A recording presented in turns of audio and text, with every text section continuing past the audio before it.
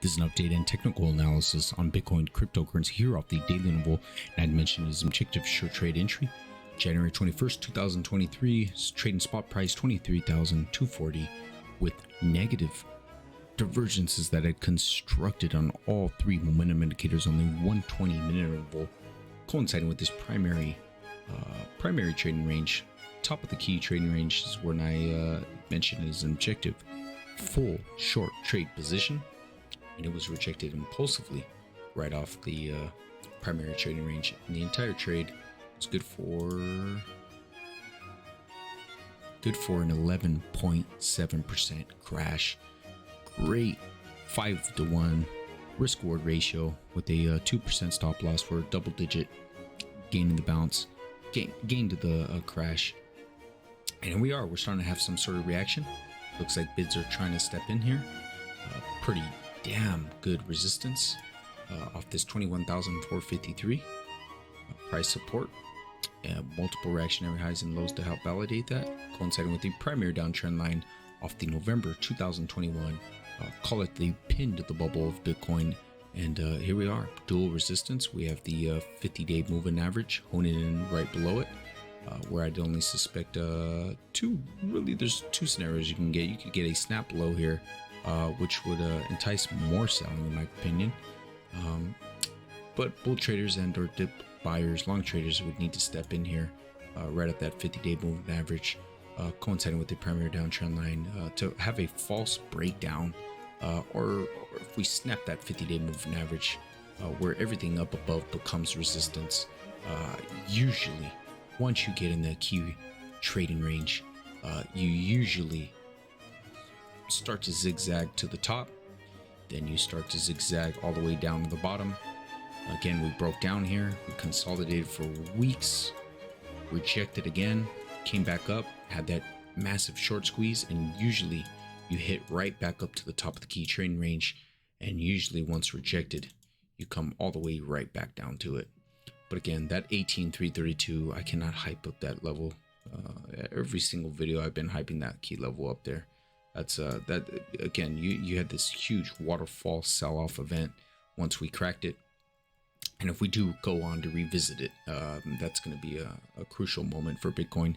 But these are your key long-term dollar cost average ranges here: 19,611, 18,9454, 18,332, which is that big support that I've been hyping up, and now 17,109. I really like the 17,109 because it coincides with the 240-minute interval and the hidden primary trend line, and then 15,614 if we get there.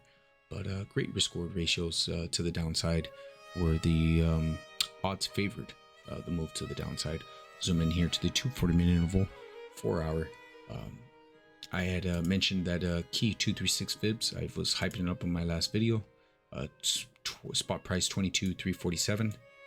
And once we took it out, that's when the news starting to kick in right there.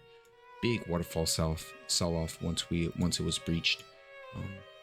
Especially active vendor day traders. We actually, I had mentioned I favored a bounce to the upside right up to my key resistance level, and that was good for a 2.5% bounce and gains for a tradable bounce, and rejected really to the button there, and which was good for a 7.5% drop there.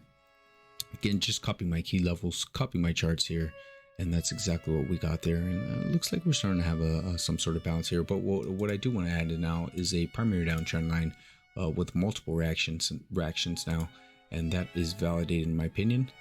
And we'll see if we even get up to it. But if we do get right back up to it, which would be an amazing feat, because we have the 204-hour moving average coinciding with that 21,979 price resistance up above. Call it dual resistance. Ton of resistance up above. But if we can break right back to it, and maybe which would provide an additional objective short trade entry off that primary key downtrend line here, coinciding with 22,730 price resistance. Big resistance up above. There's just a ton of resistance up above, where like I say, I favor a lot more downside to come, with massive damaging indicators on all three indicators here in the momentum indicators.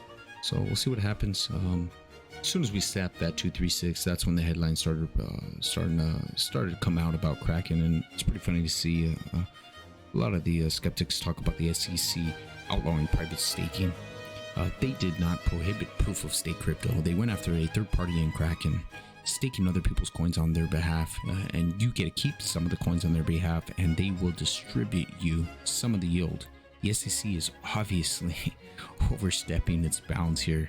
What the SEC does not understand is you can just stake for yourself using self-custody. That you shouldn't have any amount of crypto on any exchange anyway. That defaults the entire purpose of its decentralization. I encourage you to look into the case of the Bernstein versus the DOJ of 1999. Computer language is protected speech under the First Amendment. Amazing little article you could read into, but again, that's what I'd favor. And if we snap that 382 fibs retracement, I would expect more headlines to come. The technicals will always ride the fundamentals, and like a great and legendary investor in Bernard, show me the charts, and I will tell you the news.